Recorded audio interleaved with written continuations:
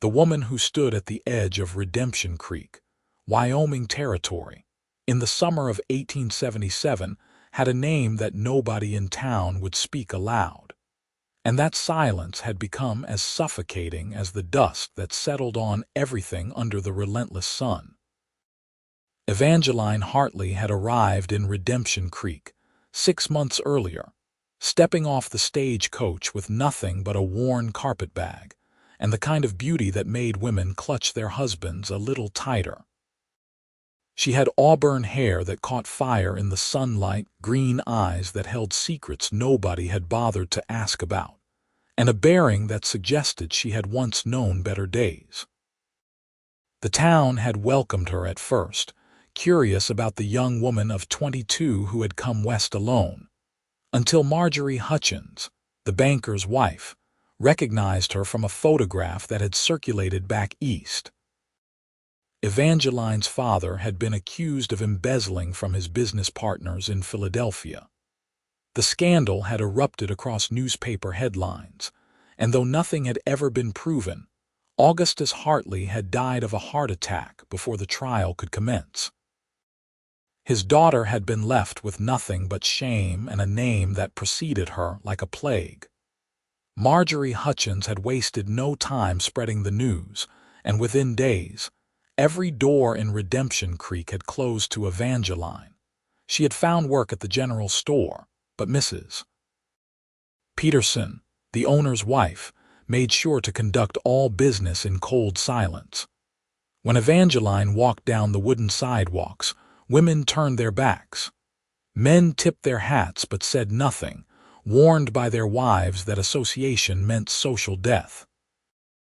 Even the children had been instructed to stay away from the woman whose father had been a thief, as if dishonor were contagious. The isolation ate at Evangeline's soul. She had endured loss, grief, and poverty, but this deliberate erasure of her humanity was something else entirely. She began to wonder if she should simply disappear, travel further west where nobody knew the Hartley name, but pride and stubbornness kept her rooted in place. She would not run again. It was on a Thursday afternoon, when the heat shimmered off the dirt streets and most sensible people had retreated indoors, that Evangeline made her usual trip to the well at the center of town. She carried 2 wooden buckets, her faded blue dress already clinging to her back with perspiration. As she approached, she saw a cluster of women gathered near the well, their voices carrying on the still air. Mrs. Hutchins stood at the center, her face pinched with self-righteous satisfaction. Evangeline slowed her steps, debating whether to wait, but she needed water and she refused to let these women dictate her movements. She walked forward with her chin raised, her footsteps steady on the packed earth. The conversation died the moment she came within hearing distance. The women stepped away from the well as if choreographed, creating a void around it. Mrs. Hutchins made a great show of brushing her skirts aside so they would not touch Evangeline as she passed. Nobody spoke. Nobody acknowledged her presence beyond those pointed gestures of contempt. Evangeline set down her buckets and began to work the pump handle, her movements mechanical, her face carefully blank. She had learned not to show them how deeply their cruelty cut. The water splashed into the first bucket, cool and clear, and she focused on that simple sound, blocking out the whispered comments that started up behind her. She had just finished filling the second bucket when a horse rode up, the animal's hooves thudding against the ground.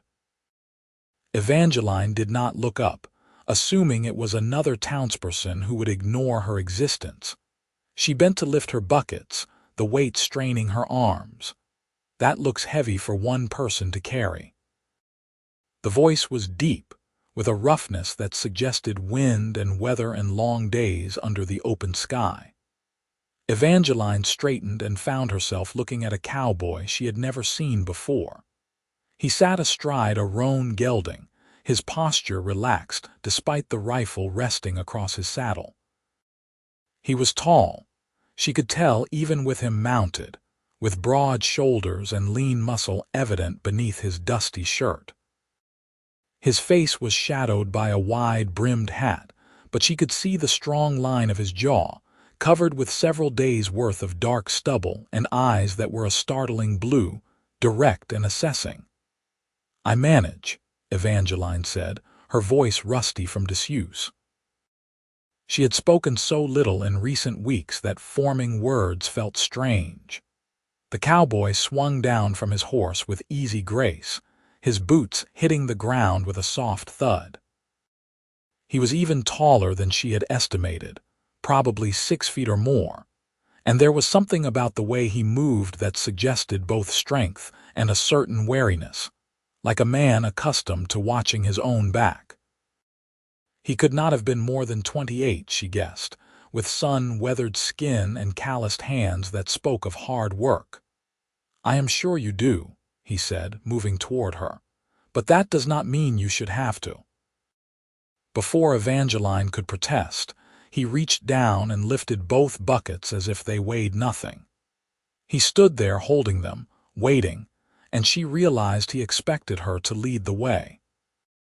Behind them, the cluster of women had gone silent again, but this was a different kind of silence, sharp with disapproval and shock.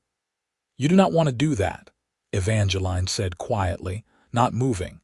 "You are new here, but if you help me, they will turn on you too." The cowboy glanced over at the women, his expression unreadable, then looked back at Evangeline. His blue eyes held something that might have been amusement or might have been defiance. "Is that so?" "That is so," Evangeline confirmed. "I am not someone you want to associate with in this town. They will tell you I come from bad blood, that my father was a criminal, that I am not to be trusted or spoken to. They have made their judgment, and it is final." The cowboy studied her for a long moment, and Evangeline felt exposed under that steady gaze, as if he could see past the careful walls she had built around herself. Then he smiled, a slow curve of his mouth that transformed his face from merely handsome to something that made her heart skip in an entirely unexpected way. "Then speak only to me forever," he said, his voice carrying clearly in the still air. "I have got no use for a town's judgment, and I have never been much good at following other people's rules. Now, where am I carrying these buckets?" Evangeline stared at him, stunned into speechlessness. Nobody had defied the town's edict against her. Nobody had dared. And here was this stranger, this cowboy who did not even know her name, offering her not just help but something far more precious. Recognition that she existed, that she mattered, that she deserved basic human decency. "You do not even know me," she whispered. "Then we will fix that," he said. "I am Cole Matheson. I just signed on as foreman at the Double R Ranch, 5 miles north of here. And you are Evangeline Hartley." She half expected him to recognize the name, to change his expression, but he just nodded as if she had given him a simple piece of information rather than a warning.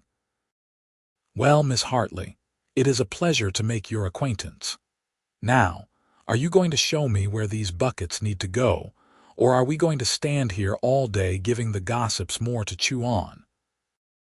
Despite everything, despite the months of isolation and pain, Evangeline felt a smile tug at her lips. It felt strange, as if her face had forgotten how to form the expression. "I am staying at the boarding house at the end of Main Street, the one with the blue shutters."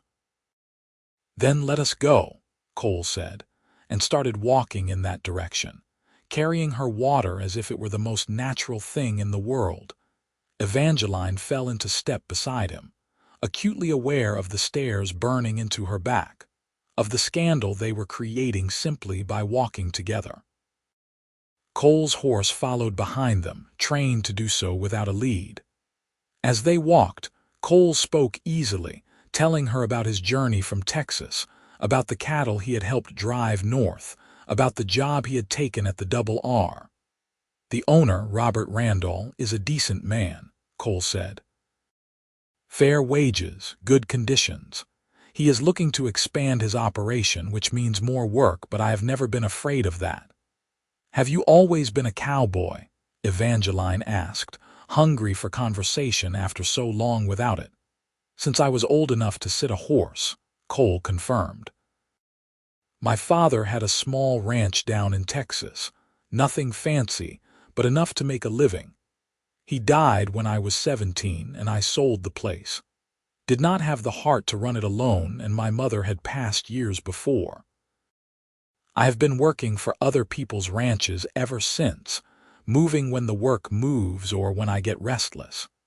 There was something in his voice when he mentioned his parents that resonated with Evangeline's own loss.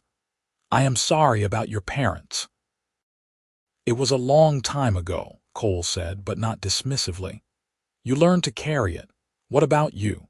How did you end up in Redemption Creek?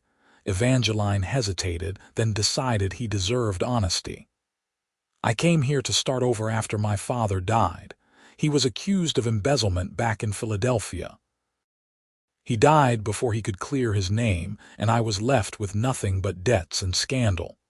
I thought that coming west, far from everything that happened, I could build a new life. But someone recognized me, and the story followed me here. And the whole town decided you were guilty by association, Cole said, his tone flat with disapproval. Something like that. They had reached the boarding house, a weathered two-story building that had seen better days. Mrs. Talbot, the landlady, kept it clean but austere, and she made no secret of the fact that she only allowed Evangeline to stay because she paid her rent in advance and in full. Cole set the buckets down on the porch, then straightened and looked at Evangeline directly. Did your father do what they said he did? The question was asked without judgment, simply a request for information. Evangeline met his gaze steadily. I do not know. I do not think so. My father was many things, but he was not dishonest. I think he was set up by men who wanted to take over his business, but I cannot prove it. And now it does not matter because he is gone, and so is everything we had. Cole nodded slowly. That is good enough for me. Just like that. Evangeline could not keep the disbelief from her voice. Just like that, Cole confirmed. I have known plenty of men who talked a good game about honor and respectability, and most of them were not worth the air they breathed. I judge people by what I see, not what others say. And what I see is a woman who holds her head high despite a town full of small-minded people who ought to know better. Evangeline felt something crack in her chest, some barrier she had erected to protect herself from further pain. Tears pricked at her eyes, and she blinked them back furiously. Thank you, she managed. No need for thanks, Cole said. He reached up and adjusted his hat, a gesture that seemed almost self-conscious. I meant what I said at the well, Miss Hartley. If this town will not speak to you, then speak to me. I would be honored by the company. They will make your life difficult, Evangeline warned again. Cole's smile returned, crooked and confident. Let them try. I have faced down stampedes, rattlesnakes, and angry longhorns. A bunch of judgmental townsfolk do not scare me much. He tipped his hat to her then, a gesture of respect that felt more valuable than gold, and mounted his horse in one fluid motion. I will be in town most Saturdays for supplies. Maybe I will see you around, Miss Hartley. Maybe you will, Mr. Matheson. He rode off down the street, dust rising from his horse's hooves, and Evangeline stood on the porch watching him go until he disappeared around the corner. Her heart was beating faster than it should, and she pressed a hand to her chest, feeling the rapid flutter beneath her palm. Inside the boarding house, she carried her water up to the small room she rented on the second floor. It was barely large enough for a narrow bed, a washstand, and a single chair, but it was hers, and the window looked out over the distant mountains. She poured water into the basin and splashed her face, then stared at her reflection in the small, cracked mirror on the wall. Her cheeks were flushed, her eyes brighter than they had been in months. One conversation, one simple act of kindness, and she felt as if she had been brought back to life. The following Saturday, Evangeline found herself watching for Cole with an anticipation she tried to tell herself was foolish. She had work at the general store, inventorying stock in the back room where she could be useful without offending customers with her presence. It was demeaning work for someone who had once been educated in Philadelphia's best schools, who had attended the theater and spoken French with her tutors, but it paid her rent and kept her fed. She was counting tins of beans when she heard raised voices from the front of the store. Mr. Peterson's voice, tight with discomfort, and then a deeper voice she recognized immediately. "I need 2 pounds of coffee, a sack of flour, sugar, salt, and whatever dried fruit you have got," Cole was saying. "And I will take some of that hard candy if it is still good." "Of course, Mr. Matheson," Mr. Peterson said, his tone obsequious in the way it became when he wanted to please a customer. "Right away, my wife will get those items for you." There was a pause, then Cole spoke again. "Is Miss Hartley working today? I wanted to say hello." The silence that followed was weighted with shock. Evangeline froze in the back room, her hand suspended over a tin of peaches. "Miss Hartley is in the back," Mr. Peterson said stiffly, "but I do not think—" "Would you mind telling her I am here?" Cole interrupted, his tone polite but firm. "I will wait." Evangeline set down the tin and wiped her hands on her apron, her heart hammering. She did not wait for Mr. Peterson to fetch her. Instead, she walked out into the main room of the store, where Cole stood at the counter, his hat in his hands. He was cleaner than he had been the week before, his dark hair damp as if he had just bathed, his shirt pressed. When he saw her, his face lit up with a smile that made something warm bloom in Evangeline's chest. "Miss Hartley," he said, "it is good to see you again." "Mr. Matheson," she replied, aware of Mr. Peterson's disapproving stare and Mrs. Peterson's scandalized gasp from behind the counter. "How are you finding your work at the Double R?" "Busy," Cole said. "We have been mending fences all week, getting ready for the fall roundup." "It is good work, though. I like staying busy." They stood there, two people having an ordinary conversation in the middle of a general store, and yet Evangeline was aware that they were breaking every unspoken rule Redemption Creek had established. "Mrs. Peterson made a pointed noise and began gathering Cole's supplies with sharp, angry movements. "Would you like to take a walk?" Cole asked suddenly. "I am done with my errands, and it seems a shame to waste a nice day." Evangeline glanced at Mr. Peterson, who looked as if he had swallowed a lemon. "I am working." "Not anymore," Mr. Peterson said quickly. "We do not need you today, Miss Hartley. You can go." It was a dismissal, and they all knew it. Evangeline felt anger flare hot in her chest, but before she could respond, Cole spoke up. "That is convenient," he said, his voice dangerously quiet. "Seems to me Miss Hartley was working just fine until I asked her to take a walk. You are firing her because she is speaking to me." "I am not firing her," Mr. Peterson said, backtracking. "I am simply saying we do not need her today." "Then you will pay her for a full day's work anyway," Cole said. It was not a question. "Since she showed up ready to work and you are sending her away through no fault of her own." Mr. Peterson's face turned red. "Now see here." "No, you see here," Cole said, and there was steel beneath the polite words. "Miss Hartley has done nothing to deserve the treatment this town gives her.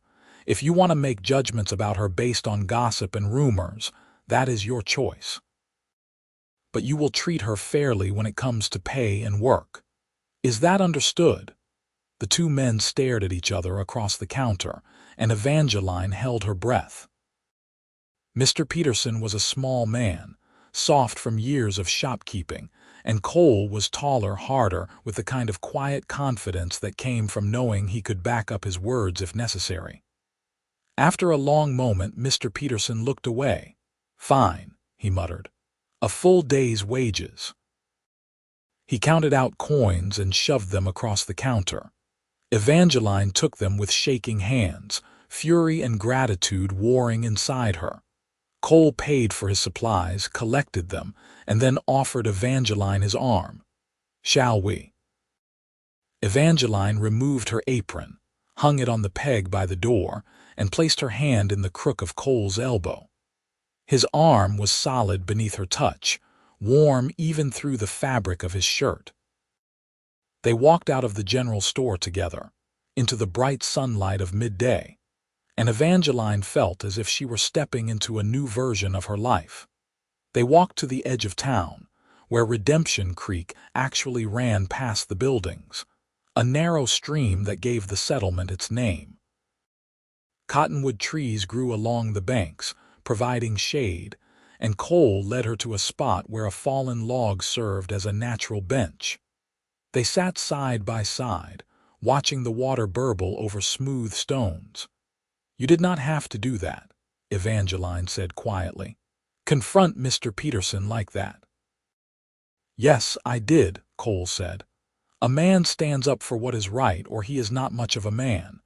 Evangeline looked at him, at his profile as he gazed at the creek. "You barely know me." "I know enough," Cole said. He turned to face her, his blue eyes serious. "I know you are alone in a town that has decided to punish you for your father's alleged crimes. I know you work hard and keep your dignity despite how they treat you.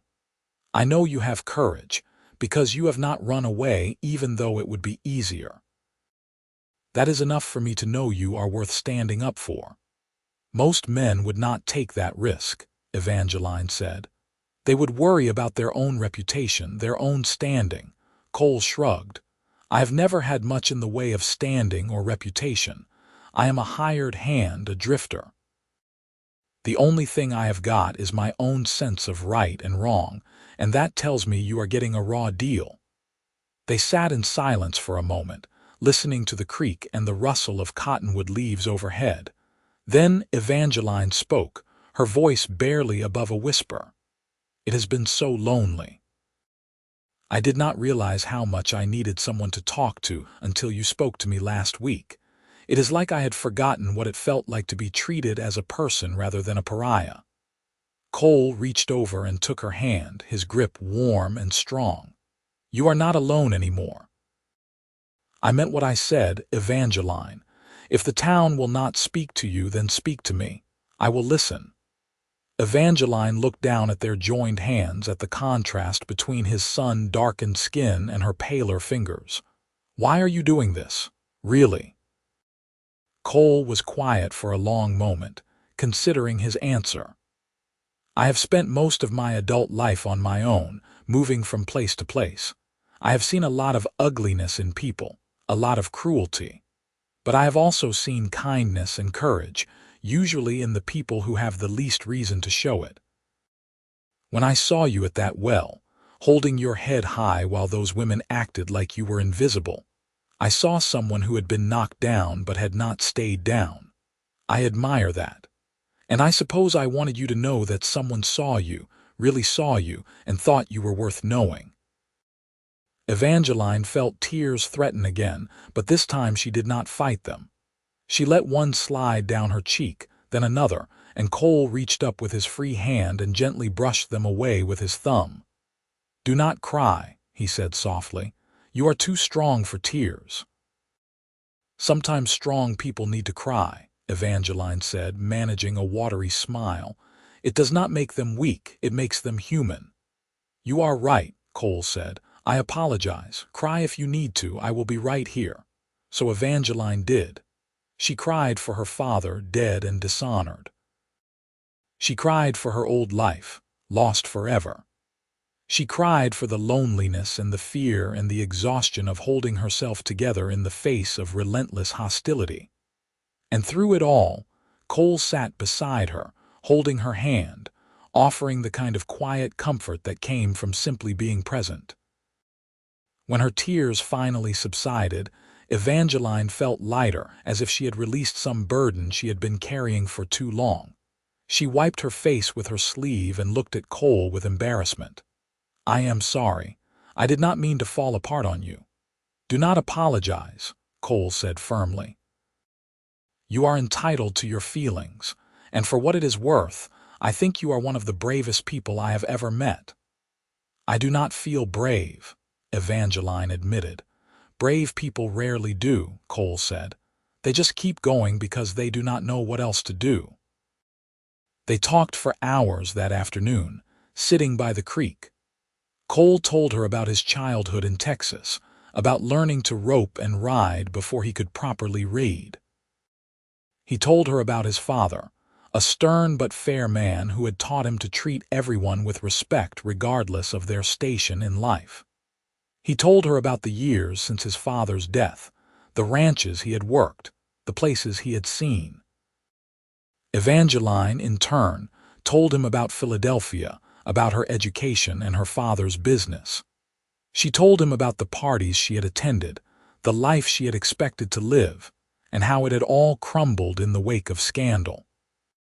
She found herself opening up to him in ways she had not anticipated, sharing fears and hopes she had not spoken aloud to anyone.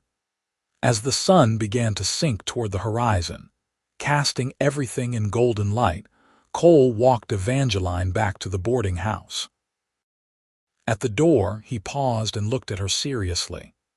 "Can I see you again?" he asked. "I mean properly. I would like to court you if you would allow it."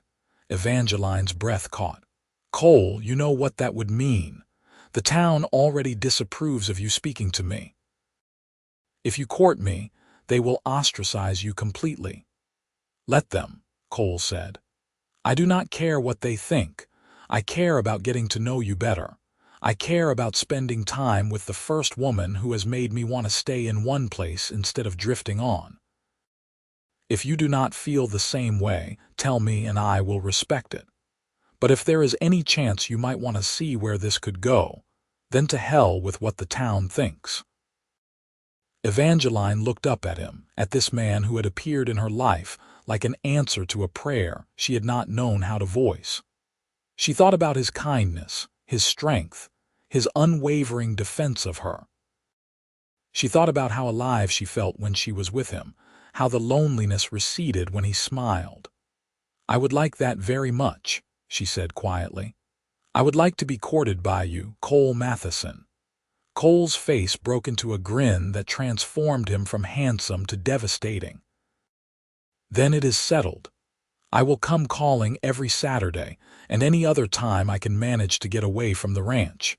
We will take walks, have picnics, do all the things courting couples do, and we will not let anyone in this town tell us we should not." "They will talk," Evangeline warned, but she was smiling. "Let them talk," Cole said. He lifted her hand to his lips and pressed a kiss to her knuckles, a gesture so old-fashioned and romantic that Evangeline felt her heart flutter. "Good night, Evangeline." "Good night, Cole." True to his word, Cole came calling the following Saturday and the Saturday after that. He brought her wildflowers picked from the prairie and books he borrowed from the ranch house library. They took long walks outside of town, where they could talk without the weight of disapproving stares. Cole taught her to skip stones on the creek, and Evangeline taught him a few phrases in French, which he attempted with such a terrible accent that they both dissolved into laughter. The town's reaction was predictable. Mrs. Hutchins and her circle of friends muttered about the fallen woman leading a good man astray. Men at the saloon shook their heads and told Cole he was making a mistake. Even Robert Randall, the owner of the Double R, pulled Cole aside to express his concerns. "I am not telling you who you can and cannot see," Randall said carefully. They were standing in the ranch yard, watching cattle being moved from one pasture to another. "But I have heard things about Miss Hartley's family, and I worry you might be getting involved in something complicated." Life is complicated, Cole said, his eyes on the cattle but his tone making it clear he had heard the warning. I appreciate your concern, Mr. Randall, but my personal life is my own business. If it does not affect my work, then I would ask you to respect my choices. Randall studied him for a long moment, then nodded. Fair enough. You are a good foreman, Matheson, and I do not want to lose you. Just be careful. I will, Cole said, though he had no intention of heeding the warning if it meant staying away from Evangeline. As summer faded into fall, Cole and Evangeline's relationship deepened. What had started as an act of defiance against the town's cruelty had become something real and profound. Cole found himself thinking about Evangeline at odd moments during the day, while he was mending fence or breaking a new horse. He thought about her laugh, the way she tucked a strand of hair behind her ear when she was thinking, the intelligence that shone in her green eyes when they talked about books or politics or the future. For Evangeline, Cole had become the center of her world. He was the one bright spot in days that were otherwise filled with silence and scorn. She lived for Saturdays, for the moments when they could be together. But more than that, she had begun to realize that what she felt for Cole went far beyond gratitude. She was falling in love with him, deeply and irrevocably, in a way she had never experienced before. One evening in late September, Cole arrived at the boarding house with a picnic basket and a blanket. Come with me, he said. I want to show you something. They rode out of town on his horse, Evangeline seated in front of him, his arms around her as he held the reins. It felt intimate and thrilling, the warmth of his chest against her back, the easy way he controlled the powerful animal beneath them. They rode for nearly an hour, into the foothills where the land rose and fell in gentle waves. Cole stopped at the top of a rise that overlooked a vast expanse of prairie. The sun was setting, painting the sky in shades of orange, pink, and purple. The grass rippled in the wind like waves on an ocean, and in the distance, a herd of antelope moved in graceful formation. I come here sometimes when I need to think, Cole said, helping Evangeline down from the horse.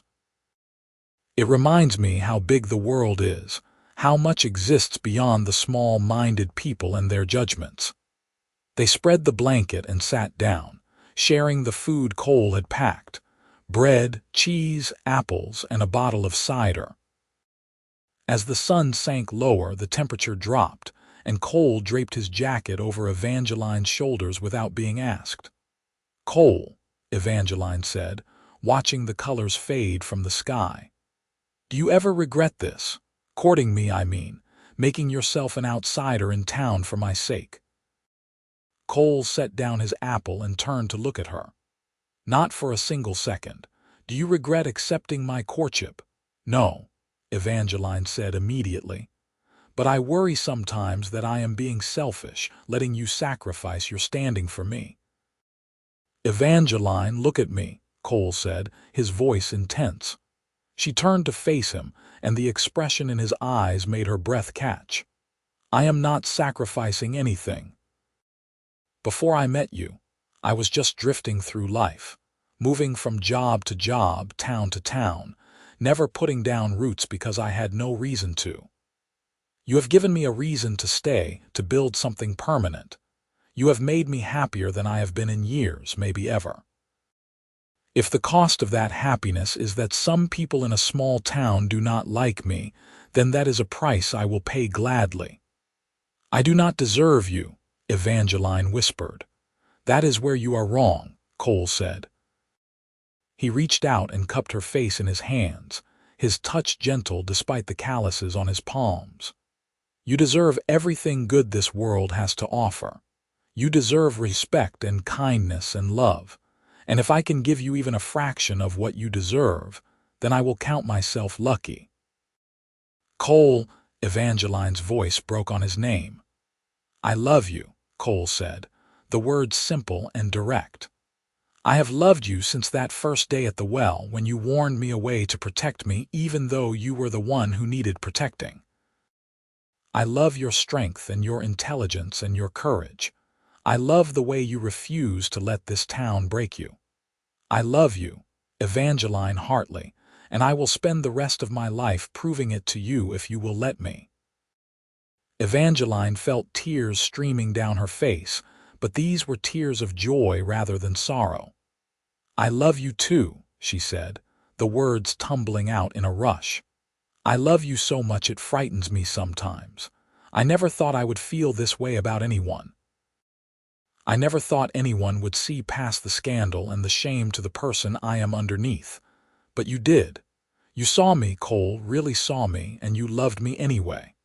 Not anyway, Cole corrected gently. I love you because of who you are, not despite it. He leaned in slowly, giving her time to pull away if she wished, but Evangeline did not pull away. She met him halfway, her eyes fluttering closed as his lips met hers in a kiss that was tender and sweet and full of promise. It was Evangeline's first kiss, and it felt like coming home, like finding a place she belonged after years of wandering. When they finally pulled apart, both breathless, Cole rested his forehead against hers. "Marry me," he said. "I know it is fast, and I know we have not been courting long, but I am certain. I want to spend my life with you, Evangeline. I want to build a home with you, raise children with you, grow old with you. Marry me." Evangeline's heart was pounding so hard she was sure Cole must be able to hear it. Every rational part of her brain told her this was too soon, too fast, too risky. But her heart, her soul, everything that mattered was screaming yes. "Yes," she said, smiling through her tears. "Yes, I will marry you, Cole Matheson. I will marry you and spend the rest of my life loving you." Cole let out a whoop of joy and swept her into his arms, spinning her around despite the fact that they were standing on a hillside in the growing dark. When he set her down, he kissed her again, deeper this time, and Evangeline felt as if every nerve in her body had come alive. They stayed on that hillside long after the sun had set, wrapped in each other's arms, making plans for their future. Cole told her he had been saving his wages, that he had enough to buy a small piece of land. They could build a house, start a ranch of their own. It would be hard work, but they would do it together. "We can leave Redemption Creek," Cole said. "Start fresh somewhere else where nobody knows about the scandal." But Evangeline shook her head. "No, I have run once already and it did not help. If we leave now, it will feel like they won, like they drove us away. I want to stay. I want to build our life here where people can see that I am not defined by my father's mistakes, where they can see that happiness and respectability do not belong only to those they deem worthy." Cole looked at her with such pride and admiration that Evangeline felt her heart swell. "You are amazing," he said. "Absolutely amazing. All right, we will stay. We will build our ranch right here, and we will show this town what it means to have integrity and courage." They were married 3 weeks later in a simple ceremony at the church. The minister agreed to perform the service, though he made it clear he disapproved. No one from town attended except for Mr. Randall, who came as a show of support for his foreman and doctor. Harrison, an elderly physician who had always treated Evangeline with distant courtesy when she had need of medical attention. Evangeline wore a simple dress she had made herself, pale blue with white lace at the collar and cuffs. She had no family to stand with her, no friends to serve as bridesmaids. But when she walked down the aisle of the small church and saw Cole waiting for her at the altar, his eyes shining with love and his hand extended toward her, she felt that none of the rest mattered. They spoke their vows in clear, strong voices, promising to love and honor each other for the rest of their lives. When the minister pronounced them man and wife, Cole kissed her with a tenderness that brought tears to her eyes. They were married. They were a family. Mr. Randall had offered them the use of a small cabin on the edge of the Double R property as a wedding gift, with the understanding that Cole would continue as foreman, and they would save toward buying their own land. It was a generous offer, and both Cole and Evangeline accepted gratefully. The cabin was rustic, just 2 rooms with a stone fireplace and a loft for sleeping, but Evangeline loved it immediately. It was theirs, a place where they could be together without the judgment of the town pressing down on them. Cole carried her over the threshold, both of them laughing, and set her down gently in the center of the main room. "Welcome home, Mrs. Matheson," he said, and Evangeline's heart sang at the sound of her new name. That night, they made love for the first time, a tender and occasionally awkward exploration that left them both laughing and clinging to each other in the darkness. Cole was patient and gentle, careful of Evangeline's inexperience, and when it was over, they lay tangled together in the narrow bed, listening to the night sounds outside their window. "I never knew I could feel this happy," Evangeline whispered, her head resting on Cole's chest, listening to the steady beat of his heart. "Neither did I," Cole said, pressing a kiss to the top of her head. "But I intend to make sure you feel this happy every day for the rest of your life." The first months of their marriage were a period of intense joy, despite the continued hostility of the town. Cole worked long hours at the ranch, and Evangeline threw herself into making their cabin a home. She sewed curtains for the windows, planted a small garden, and learned to cook on the temperamental wood stove. When she went into town for supplies, the silence and scorn were still there, but they affected her less now. She had Cole waiting for her at home. She had a husband who loved her, who defended her, who saw her worth. The opinion of small-minded strangers seemed less important in the face of that reality. Cole, for his part, had become even more protective of Evangeline. When men at the ranch made comments about his wife's reputation, he shut them down with a look or, when necessary, with his fists. He developed a reputation as someone not to cross, which earned him a measure of grudging respect even from those who disapproved of his choice of bride. As winter approached, bringing snow and bitter cold to Wyoming territory, Cole and Evangeline settled into a comfortable routine.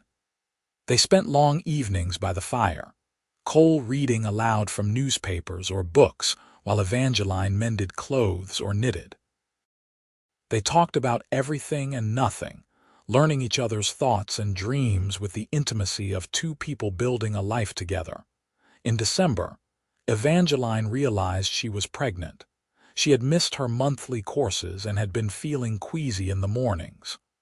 Dr. Harrison confirmed her suspicions, examining her with professional detachment, and announcing that she would likely give birth in late July or early August. When Evangeline told Cole the news, he was speechless with joy. He picked her up and spun her around, then immediately set her down and apologized, worried he had been too rough. Evangeline laughed at his sudden caution and pulled him close for a kiss. "We are going to have a baby," Cole said wonderingly. "A son or daughter, our child. Are you happy?" Evangeline asked, though she could see the answer written across his face. "Happy does not begin to cover it," Cole said. "Terrified, overjoyed, grateful, amazed. I feel everything all at once. We are going to be parents, Evangeline. We are going to have a family." They spent that evening making plans, choosing names and imagining what their child would be like. Cole insisted they would need a bigger house before the baby came, and he began drawing up plans for an addition to the cabin. Evangeline found herself daydreaming about holding her son or daughter, about teaching a small child to read and explore the world. The town's reaction to Evangeline's pregnancy was predictable. The gossips whispered that it was scandalous how quickly she had conceived, conveniently ignoring the fact that she and Cole had been married for several months. Some speculated cruelly that the child was not Cole's, an accusation that made Cole so angry that Mr. Randall had to physically restrain him from confronting the men who had spread the rumor. "They are not worth it," Randall said firmly, his hands on Cole's shoulders. "You go starting fights in town and you will end up in jail. Is that what you want? To leave your pregnant wife alone while you sit in a cell because you could not control your temper?" Cole forced himself to breathe deeply, to unclench his fists. "They have no right to speak about her that way. No right to question her virtue or our child's legitimacy." "No, they do not," Randall agreed. "But giving them the satisfaction of seeing you lose control is not the answer. The best revenge is to live well, to build a good life with Evangeline and prove them all wrong by example." Cole knew Randall was right, but it took every ounce of self-control he possessed to walk away from the men who slandered his wife. When he got home that evening, Evangeline took one look at his face and knew something had happened. "What is it?" she asked, setting aside the baby blanket she had been knitting. Cole told her about the rumors, his voice tight with anger. Evangeline listened, her face growing pale, then reached out and took his hand. "I am sorry," she said quietly. "I am sorry that loving me has brought you this." "Do not," Cole said fiercely. "Do not apologize for other people's cruelty. This is not your fault, Evangeline. Not your father's scandal, not the town's judgment, none of it. You have done nothing wrong." "I know," Evangeline said. "But it still hurts to know that our child will be born into this hostility, that people will whisper about us, about our family." Cole knelt in front of her chair and took both her hands in his. "Our child will be born into a family filled with love. That is what matters. Yes, some people in this town are small-minded and cruel, but our son or daughter will learn from our example. They will learn to stand up for what is right, to treat people with dignity regardless of what others say. They will learn that love and integrity matter more than reputation. And they will be stronger for it." Evangeline felt tears slide down her cheeks, but she was smiling. "How did I get so lucky?" she whispered. "How did I find you?" "I think we found each other," Cole said, "and I think we were always meant to." As winter deepened and Evangeline's pregnancy progressed, Cole threw himself into building the addition to their cabin. He worked before and after his shifts at the ranch, sometimes by lantern light when darkness fell early. Mr. Randall, impressed by Cole's dedication and work ethic, provided lumber and supplies at cost. Some of the other ranch hands, won over by Cole's determination and Evangeline's quiet dignity, offered to help with the construction. By the time spring arrived, transforming the brown prairie into a sea of wildflowers and green grass, the cabin had been transformed. There was now a proper bedroom for Cole and Evangeline, a separate room for the baby, and a larger living area with a real kitchen. Cole had even built a wraparound porch where they could sit in the evenings and watch the sunset. Evangeline's pregnancy was progressing well, though she had grown large and uncomfortable in the summer heat. She moved more slowly now, one hand always resting on the swell of her belly, feeling the baby kick and move inside her.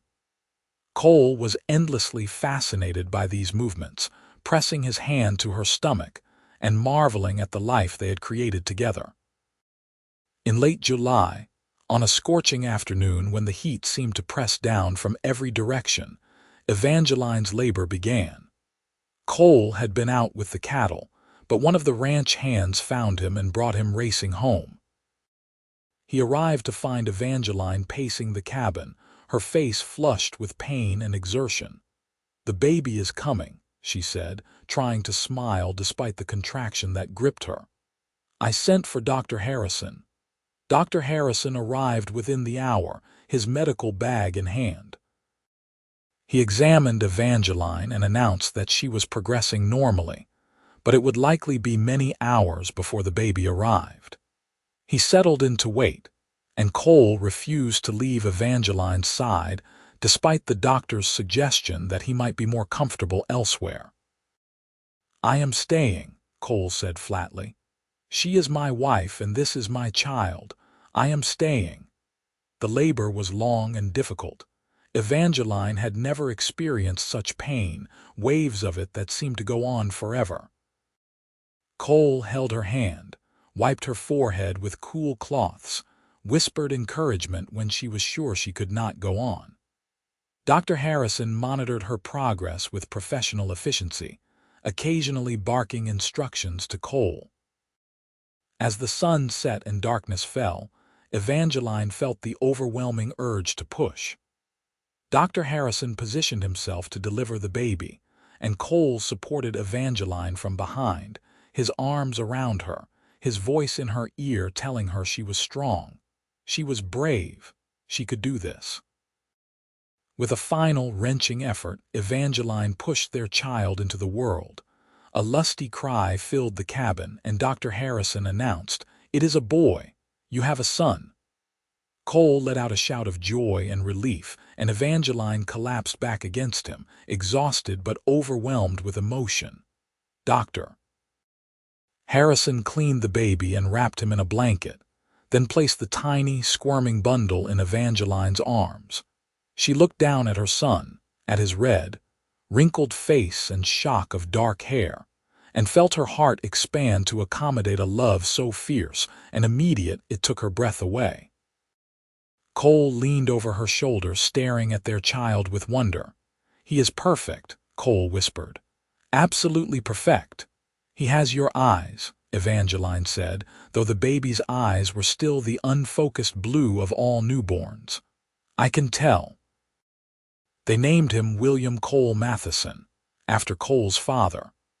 William was small but healthy, with a good pair of lungs and an appetite that kept Evangeline busy nursing him day and night. Cole was a devoted father from the first moment, holding his son with a gentleness that contrasted with his rough, work-hardened hands. The night after William was born, after Dr. Harrison had left and the baby was finally sleeping in the cradle Cole had built, Cole and Evangeline lay together in their bed, exhausted but happy. "Thank you," Cole said quietly, "for giving me a son, for giving me this family." "Thank you for loving me," Evangeline replied. "For seeing past the scandal to the person I am, for giving me a life I never thought I would have. We are going to give William everything we can," Cole said.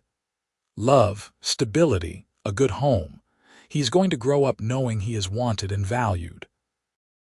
"He already knows," Evangeline said, her hand finding Cole's in the darkness. "He can feel it."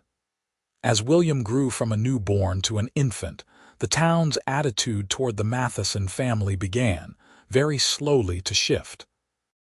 It was impossible to maintain complete hostility toward a young couple with a baby, especially when that couple conducted themselves with dignity and worked hard to build a respectable life.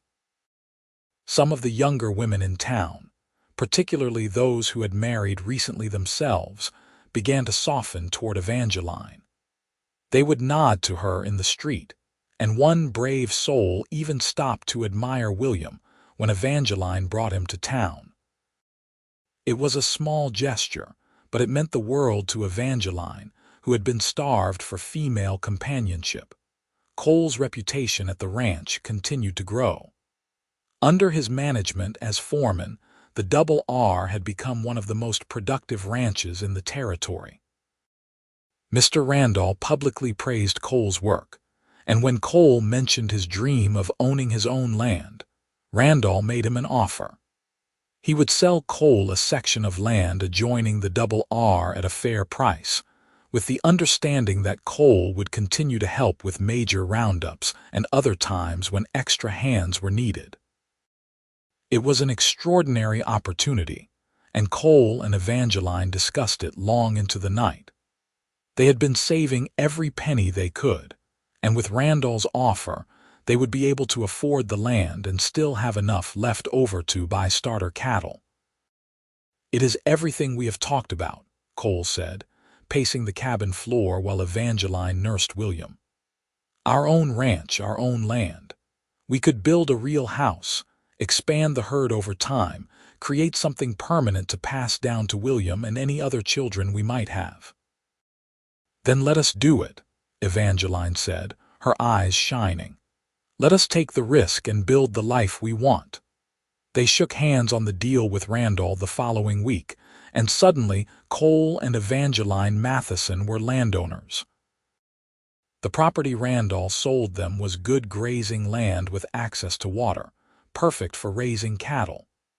Cole immediately began making plans, sketching out where they would build a new house, where they would situate the barn and corrals. Over the next 2 years, the Matheson ranch took shape. Cole hired a few men to help with the construction and the cattle work, carefully choosing men who were willing to work hard and who did not share the town's prejudice against Evangeline. Together, they built a sturdy ranch house with 4 bedrooms, a proper kitchen, and a parlor where Evangeline could entertain guests if and when the town's attitude softened enough for such things. The cattle herd grew steadily. Cole had a gift for ranching, an instinct for which cattle to buy and when to sell. The Matheson brand, a simple M inside a circle, became known for quality livestock. Money was tight, especially in the beginning, but they were building equity and a future. Evangeline threw herself into ranch life with the same determination she had shown in surviving the town's ostracism. She learned to help with the cattle when needed, to keep the books for the ranch, to manage the household and care for William. She planted a large garden that provided vegetables for their table and to sell in town. She raised chickens for eggs and meat. She became, in every sense, a rancher's wife, and she found she loved the work and the independence it provided. When William was 2 years old, Evangeline became pregnant again. This time, the pregnancy was easier, perhaps because she knew what to expect. In the spring of 1880, she gave birth to a daughter they named Sarah Elizabeth.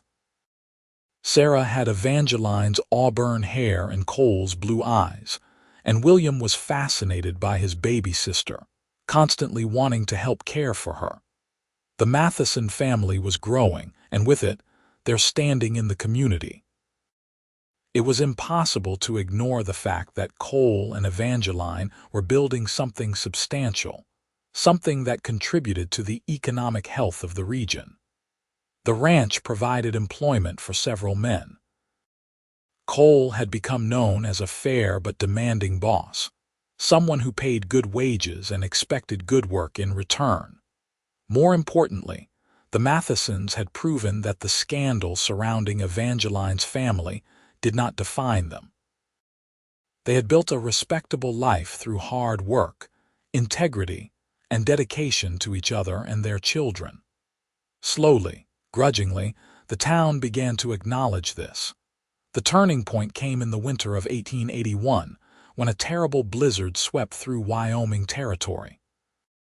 The storm lasted for 3 days, dropping several feet of snow and driving temperatures to dangerous lows.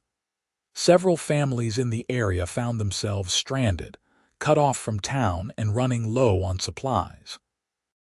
Cole organized a rescue effort, using his knowledge of the territory and his experience with winter conditions to lead teams of men to isolated homesteads.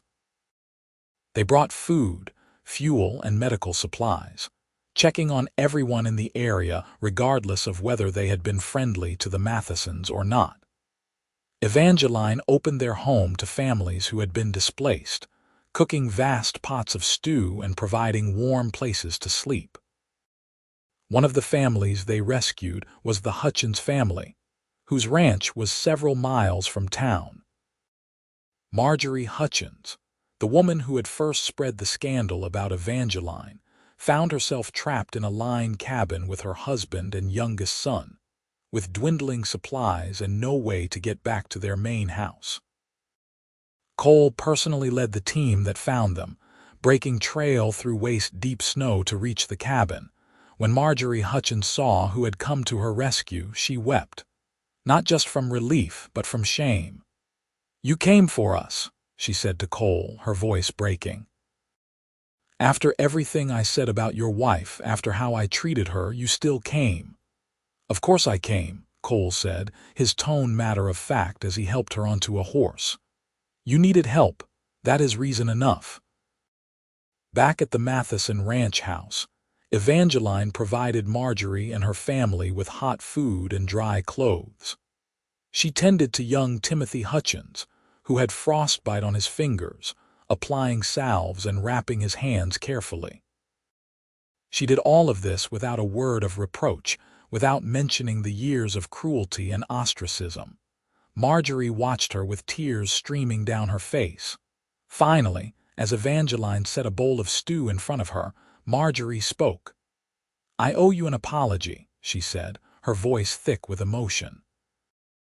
"I owe you more than an apology.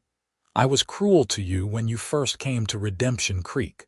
I spread stories about you without knowing anything about who you were as a person. I judged you for your father's actions, and I convinced others to do the same. I made your life miserable, and I have no excuse for it." Evangeline sat down across from Marjorie, her hands folded on the table. "Why did you do it?" she asked quietly. "Why did you hate me so much when you did not even know me?" Marjorie looked down at her hands, shame coloring her face. "Because I was afraid. My husband had made some poor business decisions, and we were struggling financially.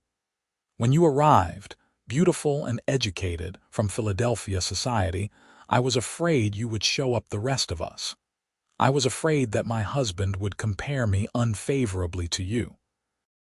So I struck first. I destroyed your reputation before you could make me feel inferior. It was petty and cruel, and I have regretted it every day since, especially as I watched you and Cole build this beautiful life together." "You could have apologized before," Evangeline said. "I know," Marjorie said, fresh tears falling. "I was too proud, too ashamed. I convinced myself that you were happy with Cole and did not need the town's approval, but that was a lie I told myself to avoid facing what I had done. I am sorry, Evangeline. From the bottom of my heart, I am truly sorry." Evangeline was silent for a long moment, looking at the woman who had caused her so much pain. She thought about the loneliness, the fear, the days when she had wondered if she would ever be accepted anywhere. Then she thought about Cole, about William and Sarah, about the life she had built despite Marjorie's cruelty. "I forgive you," Evangeline said finally. "I do not forget what you did, but I forgive you. We all make mistakes, and we all deserve a chance to make amends." Marjorie sobbed openly, and Evangeline stood and moved around the table to embrace her. It was an act of grace that left everyone in the room moved, including Cole, who watched from the doorway with pride shining in his eyes. After the blizzard, word of the Mathesons' rescue efforts spread through the territory. More than that, Marjorie Hutchins made a point of publicly acknowledging her past cruelty and praising Evangeline's character. She spoke at church gatherings and town meetings, telling anyone who would listen that Evangeline Matheson was a woman of courage, grace, and integrity. Other women followed Marjorie's lead. One by one, they approached Evangeline with apologies and offers of friendship. It was awkward at first, years of hostility not easily overcome, but Evangeline accepted each apology with the same grace she had shown Marjorie. She did not hold grudges, understanding that fear and ignorance had driven much of the town's behavior. By the spring of 1882, the Mathesons had been fully accepted into Redemption Creek society. Evangeline was invited to join the church ladies' auxiliary, and Cole was asked to serve on the town council. Their ranch was thriving, their children were healthy, and they had built a network of genuine friendships. On a warm evening in May, Cole and Evangeline sat on the porch of their ranch house, watching William, now 5 years old, play with Sarah in the yard. The mountains were visible in the distance, snow-capped and majestic, and the prairie stretched out in every direction, painted gold by the setting sun.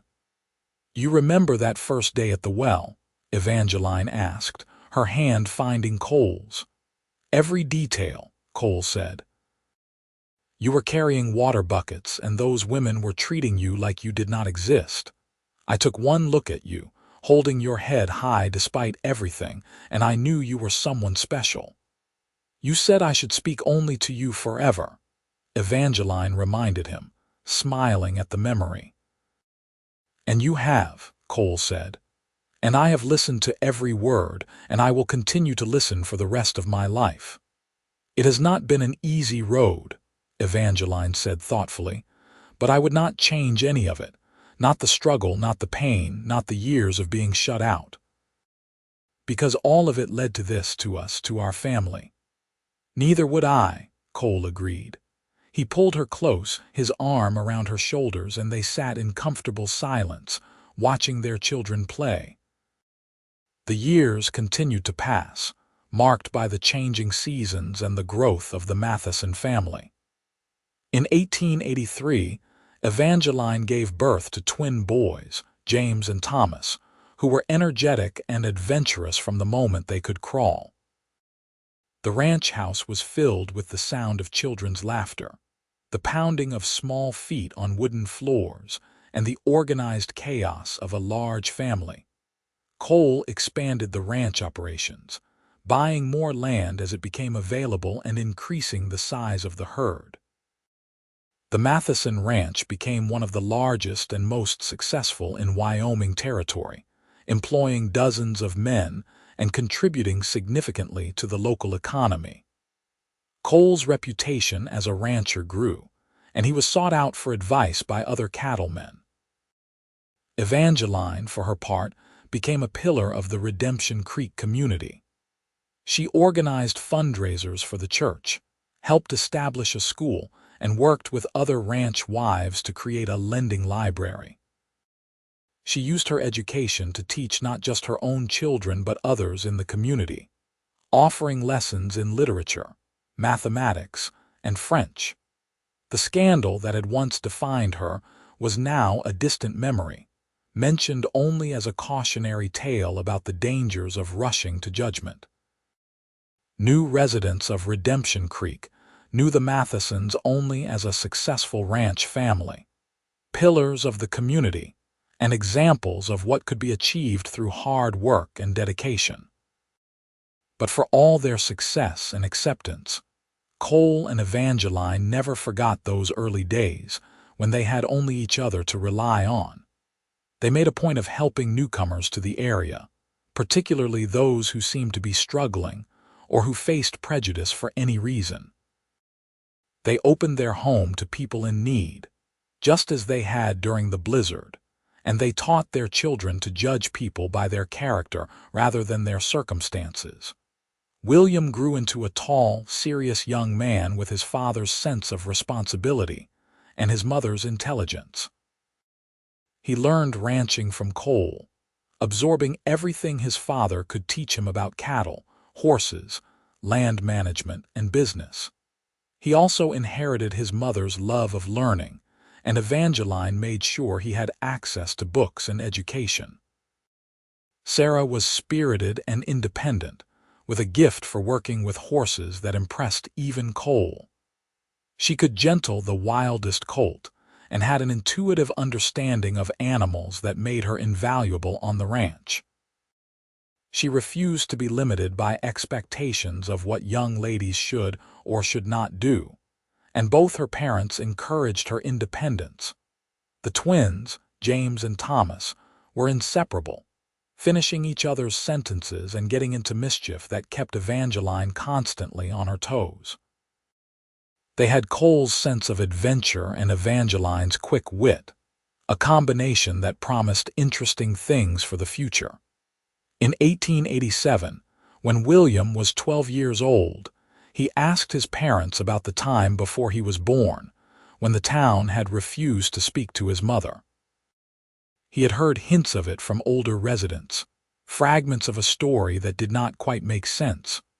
Cole and Evangeline sat him down, along with Sarah and the twins, and told them the whole story. They explained about the scandal surrounding Evangeline's father, about the town's judgment and cruelty, about Cole's decision to speak to Evangeline despite the social consequences. "Why did you do it?" William asked his father. "Why did you risk everything for someone you barely knew?" Cole looked at Evangeline, his eyes soft with love that had only deepened over the years. "Because it was the right thing to do. Because your mother deserved to be treated with dignity and respect, regardless of what others said about her. And because even then I could see the kind of person she was, strong and courageous and worth knowing." "Were you scared?" Sarah asked her mother. "Terrified," Evangeline admitted. "Not just of the town's rejection, but of hoping for something better and being disappointed. Your father was the first person in months who had treated me like a human being, and I was afraid to believe it could be real." "But it was real," Thomas said. "It was real," Evangeline confirmed. "Your father taught me that there are people in this world who will stand up for what is right, even when it is difficult. He taught me that love and integrity matter more than reputation or social standing, and those are lessons I hope we are teaching all of you." The children absorbed this story, and it became part of their family mythology, a reminder of where they had come from and the values that defined them.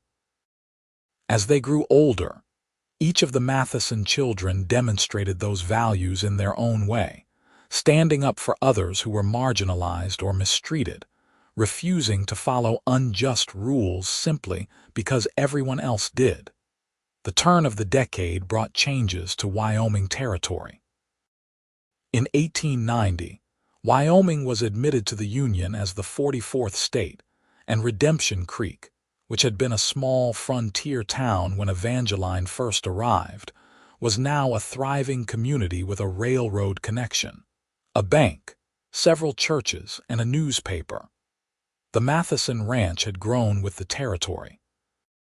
Cole now oversaw thousands of acres and employed more than 30 men year-round, with additional hands hired during roundup and cattle drive seasons. The ranch house had been expanded again to accommodate their growing family and the needs of a major ranching operation. Evangeline, now in her mid-30s, was still as beautiful as the day Cole had first seen her at the well, though her beauty had matured, deepened by experience and happiness. She managed the ranch household with efficiency, oversaw the education of her children, and remained active in community affairs. Cole, approaching 40, had grown into his role as a major rancher and community leader. His word carried weight in regional cattle associations, and he was frequently consulted on matters of business and politics. But he never forgot his roots as a drifter cowboy, and he maintained close relationships with the men who worked for him, treating them with the respect he believed every person deserved.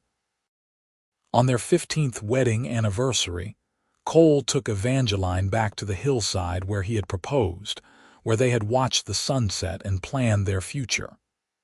It was early evening, and the sky was streaked with color, just as it had been that first time.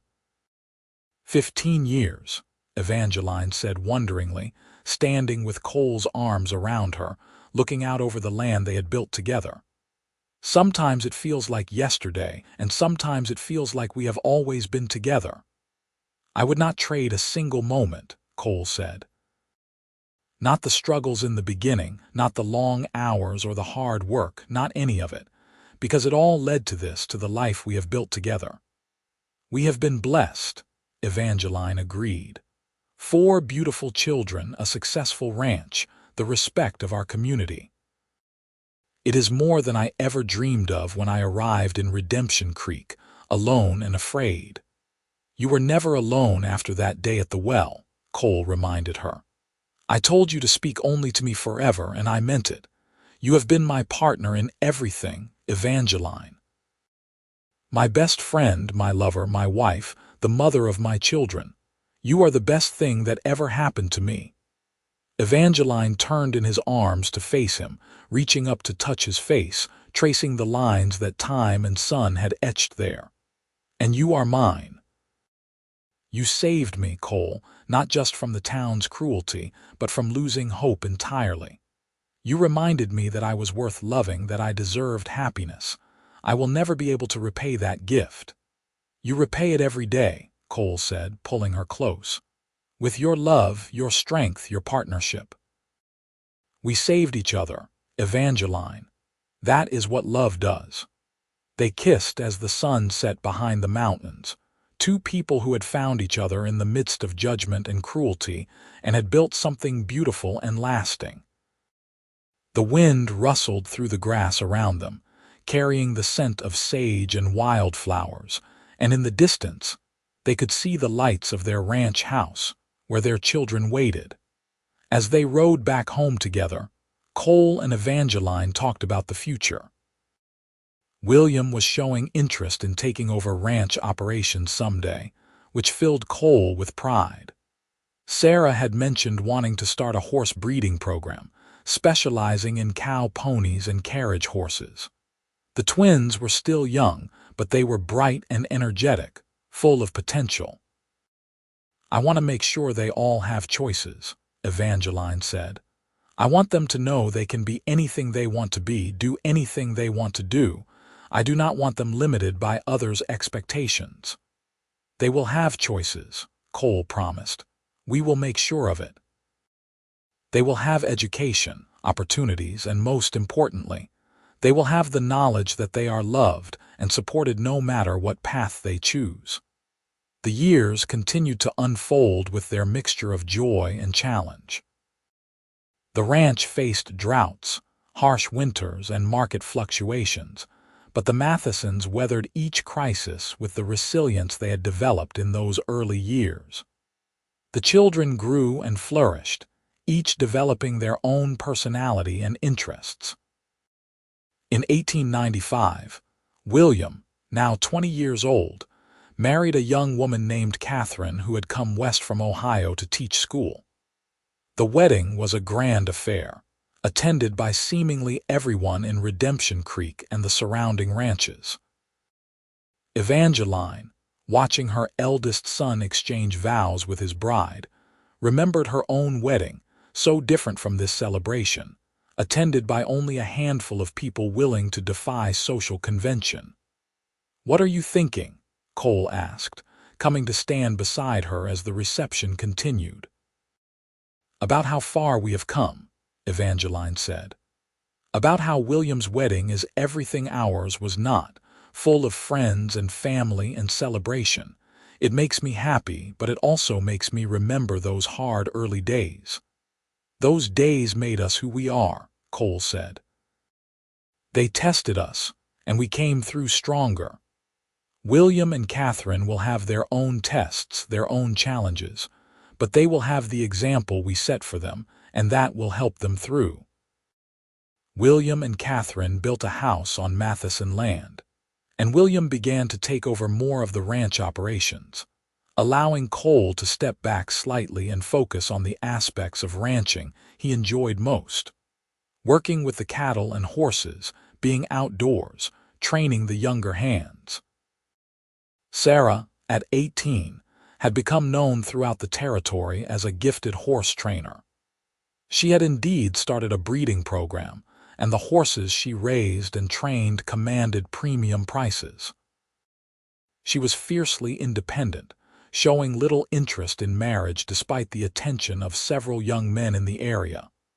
"Let her be," Evangeline advised Cole when he expressed concern that Sarah seemed uninterested in settling down. "She will find her own path in her own time. We raised her to be independent, to know her own mind. We cannot complain now that she exercises that independence.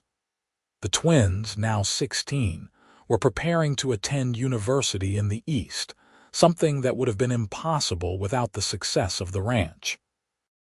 They planned to study business and law, with the intention of returning to Wyoming to help manage and expand the family's interests. In 1898, tragedy struck when a late-season blizzard caught several of the ranch hands out with the cattle. 3 men died in the storm, including a young cowboy named Daniel, who had become almost like another son to Cole and Evangeline. The loss devastated the entire ranch community, and the funerals were wrenching affairs. Cole took the deaths hard, feeling responsible for sending the men out despite warnings of bad weather on the horizon. He became withdrawn, spending long hours alone, haunted by what he saw as his failure to protect the men under his care. It was Evangeline who pulled him through, just as he had pulled her through in those early days. She sat with him night after night, listening to his guilt and grief, reminding him that he was not infallible, that he could not control the weather or predict every tragedy. "You are a good man, Cole Matheson," she told him firmly one night, taking his face in her hands and forcing him to meet her eyes. "You treat your employees fairly, you pay good wages, you care about their welfare. What happened was a tragedy, but it was not your fault." The weather turned faster than anyone expected, and those men knew the risks when they signed on. They would not want you torturing yourself like this. "I should have waited," Cole said, his voice ragged. "I should have held off another day." "Maybe," Evangeline conceded. "Or maybe the storm would have caught them anyway. Or maybe something else would have gone wrong. You cannot predict the future, Cole. All you can do is make the best decisions you can with the information you have, and then accept that sometimes, despite your best efforts, terrible things happen. That is part of the human condition. It is part of life." Slowly, painfully, Cole came to terms with the tragedy. He established a fund to help the families of the men who had died, and he implemented new safety protocols on the ranch. He could not bring back the men they had lost, but he could honor their memories by doing everything possible to prevent similar tragedies in the future. The turn of the century found the Mathesons established as one of the premier families in Wyoming.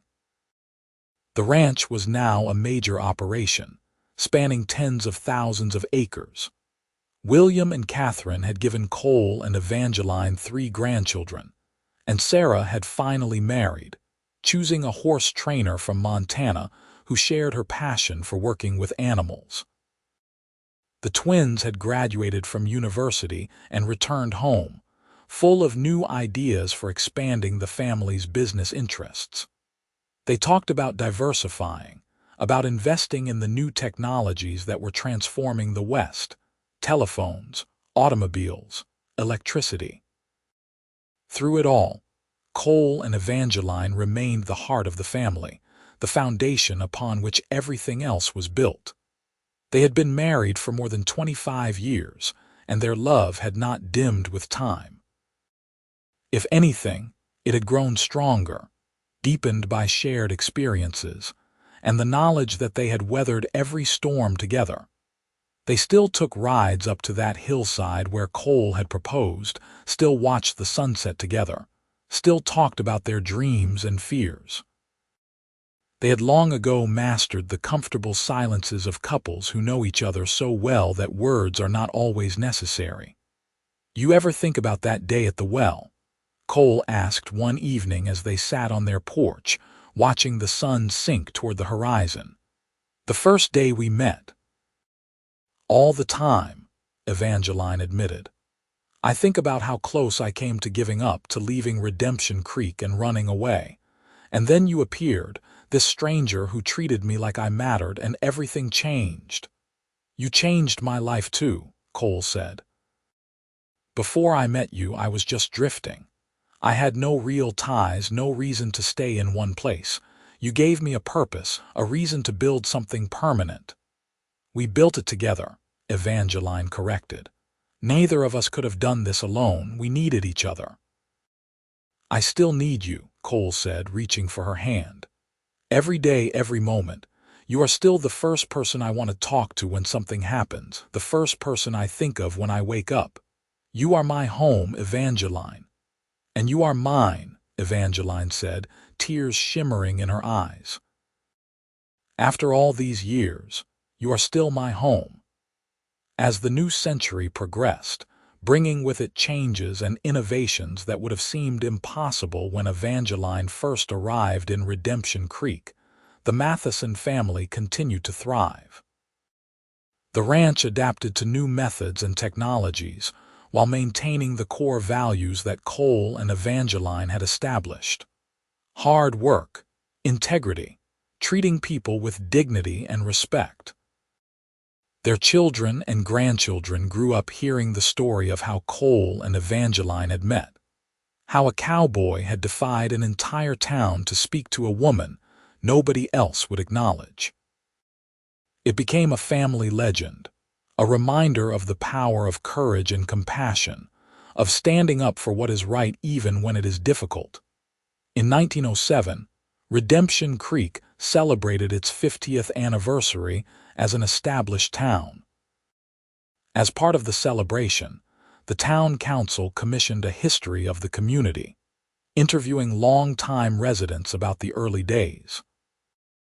Cole and Evangeline were interviewed together, sitting side by side in their parlor, answering questions about what the town had been like when they first arrived. The young journalist conducting the interview was fascinated by their story. So you faced significant prejudice when you first came to town, Mrs. Matheson. And you, Mr. Matheson, you helped her despite the social consequences. That is a simplified version but essentially accurate, Evangeline said with a smile. The town judged me for my father's alleged crimes, and Cole chose to see me as an individual rather than accepting their judgment. It was not a difficult choice, Cole added. Evangeline was being treated unjustly, and I could not stand by and watch that happen. Besides, I fell in love with her about 5 minutes after meeting her, so it was not exactly a hardship to spend time with her. The journalist laughed, but there was genuine emotion in his voice when he said, "Your story is remarkable. It says something important about compassion and courage, about not letting prejudice dictate how we treat people." "That is our hope," Evangeline said. "That people will learn from our experience, that they will think twice before rushing to judgment, that they will remember everyone deserves to be treated with basic human dignity." The article that appeared in the newspaper was titled, "Then Speak Only to Me Forever: How Love Conquered Prejudice in Redemption Creek." It told the full story of Cole and Evangeline's courtship and marriage, of the town's initial hostility and eventual acceptance, of the family and legacy they had built together. The response was overwhelming. People from across the state wrote letters expressing admiration for the Matheson story. Some shared their own experiences of prejudice and discrimination, of being judged unfairly. Others thanked Cole and Evangeline for their example of standing firm in the face of injustice. For Cole and Evangeline, now in their 50s, the recognition was gratifying but not particularly important. They had lived their lives according to their values, not for recognition or reward, but because it was the right thing to do. The real reward had been the life they had built together, the family they had raised, the love they shared. As they entered their later years, Cole and Evangeline began to slow down, letting William and Catherine take over more of the ranch operations, spending more time with their grandchildren, focusing on the simple pleasures of each day. They had earned their rest, though neither was the type to retire completely. In 1912, On a warm summer evening much like the one when they had first declared their love for each other, Cole and Evangeline sat on the porch of the ranch house they had built together. Their grandchildren were playing in the yard, their laughter carrying on the evening air. Sarah and her husband were visiting, and the sounds of conversation and activity filled the house behind them. "We did well, did not we?" Cole said, his arm around Evangeline's shoulders, watching the scene before them. "We did," Evangeline agreed. "We built something beautiful, Cole, not just the ranch or the house, but this family, this legacy. Our children and grandchildren know what it means to stand up for what is right, to treat people with dignity, to love without reservation. That is worth more than all the land or cattle or money in the world." "I love you," Cole said, the words as true and sincere as they had been the first time he spoke them 35 years earlier. "I have loved you every day since I met you, and I will love you for whatever time we have left." "I love you too," Evangeline said, leaning into his embrace. "You gave me everything, Cole. You gave me hope when I had none, love when I thought I was unlovable, a family when I had lost mine. You gave me a life beyond anything I imagined possible." They sat together as the sun set, painting the sky in brilliant shades of orange and pink and purple. Two people who had found each other against impossible odds and had created something enduring. The woman nobody would speak to had become the matriarch of a respected family. The drifter Cowboy had become a pillar of the community. And together, they had proven that love, courage, and integrity could overcome even the deepest prejudice. Their story would be told and retold by future generations, not just as family history, but as a reminder of fundamental truths. That everyone deserves to be treated with dignity, that prejudice is a choice that can be rejected, that standing up for what is right, even when it is difficult, is what defines character. But for Cole and Evangeline in that moment on the porch as evening fell, none of the larger meaning mattered. What mattered was the warmth of each other's presence, the sound of their grandchildren's laughter, the satisfaction of knowing they had lived and loved well. "Then speak only to me forever," Cole had said all those years ago at the well, and Evangeline had spent the rest of her life doing exactly that. And Cole had listened, had truly heard her, had seen her not as the town defined her but as she truly was. That was their legacy, more than the ranch or the land or the family name. They had seen each other, truly seen each other, and in that seeing had created a love that endured through every challenge, every hardship, every joy. As the stars began to emerge in the darkening sky, and the sounds from inside the house shifted to dinner preparations, Cole and Evangeline rose from their seats on the porch. They moved slowly, with the caution of people whose bodies had been shaped by decades of hard work and Wyoming weather. But they moved together, hands clasped, supporting each other as they had always done. Inside, their family waited, 3 generations of Mathesons gathered around the long table that Cole had built with his own hands shortly after they married. William was there with Catherine and their children. Sarah and her husband sat nearby. The twins, now successful businessmen but still close as they had been as boys, occupied chairs at the far end. And scattered throughout were the grandchildren, ranging from young adults to toddlers barely able to sit still. As they all joined hands for grace before the meal, Cole looked around the table at the faces of those he loved, all of them here, because he had seen a woman carrying water buckets, and had decided that her dignity mattered more than a town's prejudice. "Thank you," he said simply, his voice carrying to everyone at the table. "For this food, for this family, for the blessing of being together. And thank you for the woman who made all of this possible." He looked at Evangeline, his eyes full of the same love and admiration he had felt that very first day, and she looked back at him with matching emotion. Their children and grandchildren echoed the thanks, and then the meal began, filled with conversation and laughter and the warmth of family. It was an ordinary evening in an extraordinary life, a perfect moment in a marriage that had been built on the simple but profound choice to see the humanity in another person when everyone else had turned away. Years continued to pass, each one adding new chapters to the Matheson story. Cole and Evangeline celebrated their 40th anniversary, surrounded by children, grandchildren, and now great-grandchildren. The ranch continued to prosper under William's management, and the family businesses the twins had started expanded throughout Wyoming and into neighboring states. As they aged, Cole and Evangeline remained devoted to each other. When Cole's health began to fail in his early 70s, Evangeline nursed him with the same fierce determination she had shown in building their life together. And when Evangeline developed a persistent cough that Dr.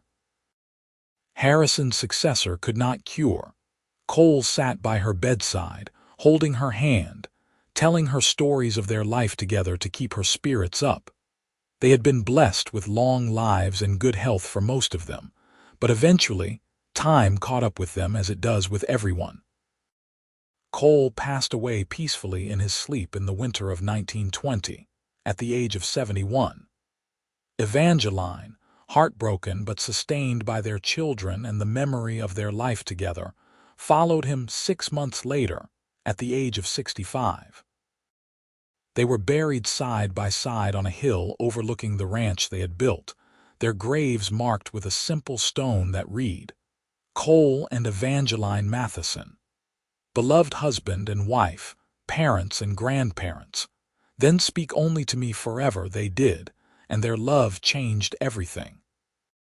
The funeral was attended by hundreds of people, not just from Redemption Creek, but from across Wyoming and beyond. People came to pay respects to a couple who had lived with integrity and courage, who had shown that love could overcome prejudice, that character mattered more than reputation. William, now in his mid-40s, stood at his parents' grave after everyone else had left, Catherine beside him, his own children gathered around. They had something special, he said quietly, something rare, a love that was tested and proved stronger for the testing. A partnership built on mutual respect and unwavering support. That is their legacy to us, not just the ranch or the land or the business, but the example of how to love completely, how to stand up for what is right, how to live with integrity. Tell us the story again, his eldest daughter requested, about how they met. So William told the story he had heard so many times, about the woman nobody would speak to and the cowboy who said she should speak only to him forever. He told it with all the details his parents had shared over the years, about the courage it took to defy social convention, about the loneliness and fear and eventual triumph. As he spoke, he looked out over the land his parents had built together, the ranch that had grown from a dream into a thriving operation that employed dozens of people and supported multiple families. He thought about the values they had instilled in him and his siblings, values that were now being passed down to the next generation. In the years that followed, the story of Cole and Evangeline Matheson became legendary not just in Redemption Creek, but throughout Wyoming. It was taught in schools as an example of standing up against prejudice. It was told at weddings as an example of true love. It was referenced in sermons about compassion and in political speeches about justice. But for the Matheson family, it remained a personal story, a reminder of where they came from and what they stood for. Each generation learned about the day at the well, about Cole's defiant declaration, about Evangeline's courage in the face of ostracism. And each generation carried forward the values those events represented. The ranch continued to operate for decades more, eventually growing into a corporation, but always remaining family-owned, always maintaining the principles Cole and Evangeline had established. Employees were treated fairly, business was conducted with integrity, and the family remained committed to the community. The cabin where Cole and Evangeline had first lived was preserved and eventually turned into a small museum, showcasing artifacts from their life and telling their story. Visitors came from across the country to see where this remarkable couple had started their journey together, to walk the same floors they had walked, to stand on the porch where they had sat together so many evenings. The house they had built still stood as well, eventually becoming the family's historical center, a place where Matheson descendants gathered for reunions and celebrations.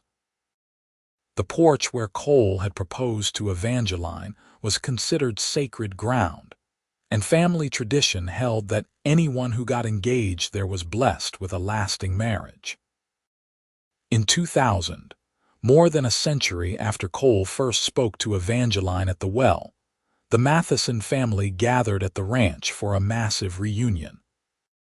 Descendants of Cole and Evangeline numbered in the hundreds, scattered across the country and even the world, but they returned to Wyoming to celebrate their heritage and honor the couple who had started it all. A young Matheson great-great-great-granddaughter stood at the well in Redemption Creek, now a preserved historical site, and recited the story as it had been passed down through the generations. Nobody would speak to her in town, she said, her young voice clear and strong. She was alone, judged for things that were not her fault, treated as if she did not exist. But then a cowboy came, and he saw her not as the town defined her, but as she truly was. And he said, "Then speak only to me forever." And she did. And their love changed everything. The family gathered around the well cheered and applauded, celebrating not just the story but what it represented. The power of love to overcome prejudice, the importance of standing up for what is right, the value of seeing the humanity in every person regardless of what others say. That evening, as the sun set over the Wyoming prairie, painting the sky in the same brilliant colors Cole and Evangeline had watched together so many times, the family gathered on the hillside where they were buried.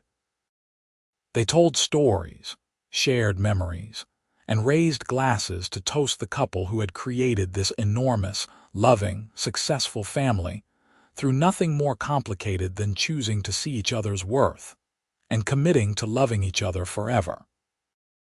To Cole and Evangeline, William's grandson, now the head of the family, said, his voice carrying across the hillside, "Who taught us that love is a choice, that integrity matters, that every person deserves dignity and respect? Who showed us that the most powerful act of defiance is to love openly and completely in the face of hatred and prejudice? Who built not just a ranch or a business, but a legacy of courage and compassion that continues to inspire us today?"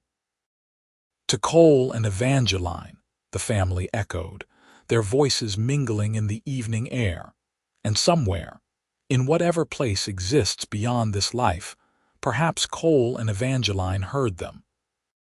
Perhaps they smiled, knowing that the love they had built together on that summer day in 1877, when a cowboy spoke to a woman nobody else would acknowledge, had grown into something far larger than either of them had imagined. Their story had become legend, their love had become legacy, and their values had shaped generations. But more than that, more important than the legend or the legacy, was the simple truth that they had loved each other completely, had seen each other truly, had stood together against everything the world threw at them. They had spoken only to each other forever, just as Cole had suggested that very first day. And in doing so, they had created something beautiful, something lasting, something that would endure long after they were gone. That was their gift to the world and to each other. a love that conquered prejudice, a partnership that built dreams into reality, a story that reminded everyone who heard it that compassion and courage can change everything, and that sometimes the most revolutionary act is simply to see another person's humanity and choose to honor it. The story of the woman nobody would speak to, and the cowboy who declared she should speak only to him forever, was not just a story about two people in the Old West. It was a story about the power of human connection, about the choice to stand up for what is right, about building a life and a love on a foundation of mutual respect and unwavering commitment. It was, in the end, a story about hope. Hope that love can overcome hatred, that courage can defeat prejudice, that two people standing together can face anything the world throws at them and emerge stronger for it. And that hope, that message, that truth, continued to resonate through the generations. A light passed from parent to child, a story told and retold, a legacy that would never fade. Cole and Evangeline Matheson had lived and loved and built something extraordinary, and their story would continue to inspire long after the prairie grass grew over their graves, long after the ranch house crumbled to dust, long after everyone who had known them personally had passed on. Because some stories are too powerful to die, some loves too profound to be forgotten, some truths too important to let fade. The story of Cole and Evangeline Matheson was all of these things, a testament to the enduring power of love, courage, and human dignity. And it all began with a simple act of kindness at a well on a hot summer day, when a cowboy saw a woman carrying water and decided that her dignity mattered more than a town's judgment. From that one moment, from that one choice, everything else had flowed. A marriage, a family, a legacy, a love story for the ages. Then speak only to me forever. And she had. And in doing so, they had changed not just their own lives, but the lives of everyone they touched, creating ripples that spread outward through time, touching generation after generation, reminding each one that love, real love, the kind that sees and honors and uplifts, is the most powerful force in the universe. That was the story of Cole and Evangeline Matheson. That was their gift to the world. That was their forever.